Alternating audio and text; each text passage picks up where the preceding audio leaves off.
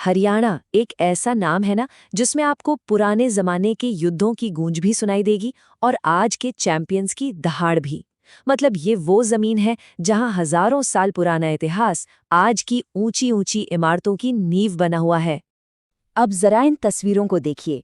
एक तरफ वो मिट्टी है जहां शायद कभी महाभारत के रथ दौड़े होंगे, और दूसरी तरफ आज के हमारे ओलंपिक चैंपियंस पोडियम पर खड़े। बस यही तो है हरियाणा का कमाल, एक ऐसा पैराडॉक्स जो अपनी जड़ों से तो मजबूती से जुड़ा है, पर साथ ही भविष्य की तरफ एक जबरदस्त छलांग भी लगा रहा है। तो सवाल यही उठता है कि भाई ये हुआ कैसे? एक प्राचीन रणभूमि आज अचानक से स्पोर्ट्स और इकोनॉमी का पावर हाउस कैसे बन गई? चलिए हरियाणा की इसी कमाल की कहानी को समझते हैं और इस सवाल का जवाब ढूंढते हैं। तो इसके लिए हमें चलना होगा हजारों साल पीछे, बिल्कुल शुरुआत में, उन प्राचीन सभ्यताओं तक जिन्होंने इस मिट्टी को इसकी पहली पहचान दी थी। ये टाइमलाइन देखिए, ये हमें हजारों साल पीछे ले जा रही है। मतलब भिड़ाना जैसी शुरुआती बस्तियों से लेकर सिंधु घाटी की इतनी बड़ी बड़ी शहरी सभ्यताओं तक, और फिर महाभारत के महाकाव्य तक। हरियाणा हमेशा से ही एक्शन के सेंटर में रहा है। और ये समझना बहुत जरूरी है कि हरियाणा कोई साइड का इलाका नहीं था। अरे राखीगढ़ी और भिड़ाना जैसी जगहों के साथ ये तो दुनिया की सबसे पुरानी और एडवांस्ड शहरी सभ्यताओं में से एक का कह सकते हैं दिल था, इनोवेशन और कल्चर का एक बहुत बड़ा हब। खैर, समय आगे बढ़ता है और हरियाणा की जमीन अब दिल्ली के गेटवे के तौर पर जानी जाने लगती है। इसकी जो ज्योग्राफिकल लोकेशन थी ना, उसने इसे एक ऐसा बैटल ग्राउंड बना दिया जहां हिंदुस्तान की किस्मत के फैसले बार बार हुए। और जब पानीपत की पहली लड़ाई हुई तो वो सिर्फ तलवारों या हिम्मत से नहीं जीती गई, नहीं, वो जीती गई एक नई सोच और स्ट्रैटेजी से। बाबर की तुलुगमा, ये एक ऐसी टैक्टिक थी जो बिल्कुल गेम चेंजर साबित हुई। इसने एक छोटी सी आर्मी को भी इतनी ताकत दे दी कि वो अपने से कई गुना बड़ी फौज को चारों तरफ से घेर कर हरा सके। सोचिए जरा, सिर्फ 15,000 सैनिक और सामने 1 लाख से भी ज्यादा की फौज। ये लड़ाई इस बात का सबूत है कि जंग में हमेशा नंबर्स ही सब कुछ नहीं होते। बाबर की जीत असल में बेहतर टेक्नोलॉजी और एक ब्रिलियंट मिलिट्री स्ट्रेटेजी का नतीजा थी। तो पानीपत की ये जो 3 लड़ाइयां हुई ना, ये सिर्फ लड़ाइयां नहीं थीं। ये इंडियन हिस्ट्री के वो टर्निंग पॉइंट्स थे जहां बड़े बड़े साम्राज्य बने और बिगड़े। इन लड़ाइयों ने पूरे सबकॉन्टिनेंट की तकदीर को एक नया मोड़ दिया। अब आते हैं 20वीं सदी में। यहाँ लड़ाई का मैदान बदल चुका था। अब जंग तलवारों से नहीं बल्कि अपनी पहचान के लिए लड़ी जा रही थी।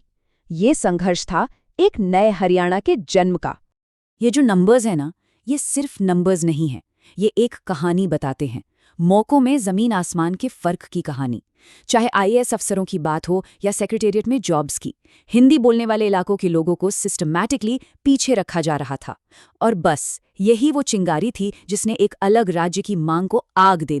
और फिर वो ऐतिहासिक दिन जब चौधरी देवीलाल ने असेंबली में हरियाणवी में बोलना शुरू कर दिया। वो सिर्फ एक स्पीच नहीं थी, वो एक ऐलान था, एक साफ संदेश कि देखो, हरियाणवी पहचान, उसकी भाषा और कल्चर को अब और इग्नोर नहीं किया जा सकता।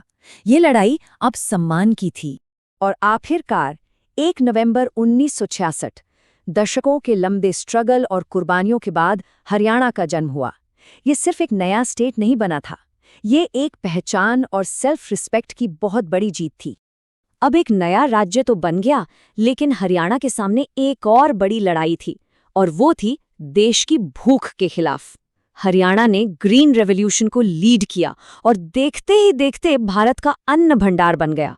पर इस कामयाबी की एक कीमत भी थी, एक ऐसी कीमत जो आज तक चुकाई जा रही है। ग्रीन रेवोल्यूशन ने तो जैसे हरियाणा के खेतों में सोना उगा दिया। सही में ये राज्य देश का फूड बोल बन गया। इससे न सिर्फ यहाँ के किसान खुशहाल हुए, बल्कि देश के करोड़ों लोगों के लिए खाने की गारंटी भी पक्की हो गई। लेकिन जैसा कहते हैं ना, हर चमकती चीज सोना नहीं होती। इस हरित क्रांति की एक छिपी हुई कीमत थी, एक ऐसा सच जो धीरे धीरे जमीन के नीचे से ऊपर आ रहा था। पहले क्या होता था? हरियाणा के खेतों में तरह तरह की फसलें लहलहाती थीं, पर ग्रीन रेवोल्यूशन के बाद सब बदल गया। अब खेतों पर सिर्फ और सिर्फ गेहूं और धान का राज था। और वो जो पारंपरिक दालें थी ना, मोठ, मसर, जो कम पानी में उग जाती थी, वो तो बस अब यादों में रह गईं। और आज हम उसी बदलाव की कीमत चुका रहे हैं।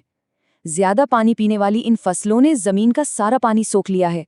नतीजा, ग्राउंड वाटर लेवल खतरनाक हद तक नीचे चला गया है और पूरे स्टेट में एक बहुत बड़ा पानी का संकट खड़ा हो गया है। लेकिन सदियों के इस संघर्ष, इन लड़ाइयों और खेती की इस कड़ी मेहनत ने इस मिट्टी में एक अलग ही जज्बे को जन्म दिया है।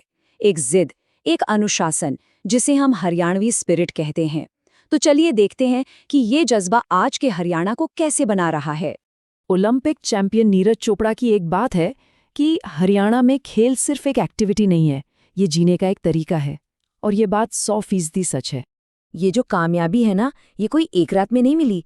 इसके पीछे है सुबह 4 बजे की ट्रेनिंग, दूध दही वाला तगड़ा खाना और पूरे के पूरे समाज का सपोर्ट।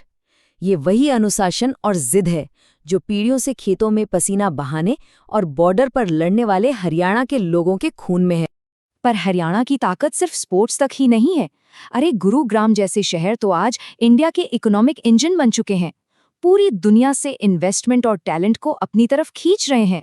तो संघर्ष और मेहनत से बनी ये जमीन आज एक बड़े मोड़ पर खड़ी है। अब सबसे बड़ा सवाल ये है, क्या हरियाणा अपनी हजारों साल पुरानी विरासत और आज की बड़ी बड़ी महत्वाकांक्षाओं के बीच एक सही बैलेंस बना पाएगा? इसकी कहानी का अगला चैप्टर क्या होगा?